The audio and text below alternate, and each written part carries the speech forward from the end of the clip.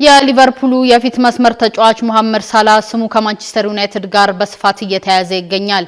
ከሰሞኑ የእግር ኳሱን ቤተሰብ ለሁለት ከፍሎ በከፍተኛ ሁኔታ እያነጋገረ የሚገኘው ይህ የ33 ዓመቱ የፊት መስመር ተጫዋች በጥር የተጫዋቾች የዝውውር መስኮት ወደ ኦልድ ትራፎርዱ ክለብ ሊያመራ እንደሚችል በመዘገብ ላይ ይገኛል።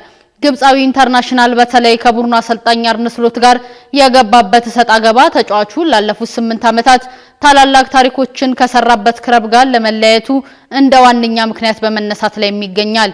አሁን ላይ የወጡ ባሉ መረጃ መሰረት ከሆነ የሩበን አሞሪም ቡድን ለተጫዋቹ ፍላጎት ማሳየቱም ተዘግቧል።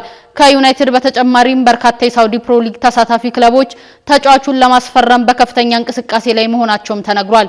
ውድ ተመልካቾቻችን በስከዛሬው ተሞክሮ በተጫዋቾች የዝውውር ገበያ ሊሆን የማይችል ነገር አለ ለማለት እጅግ ያስቸግራል። የተጫዋቹ ቆይታና መዳረሻው በምን አይነት መልኩ የሚቋጭ ይመስላችኋል? እስኪ ሐሳብና አስተያየቶቻችሁን አጋሩን።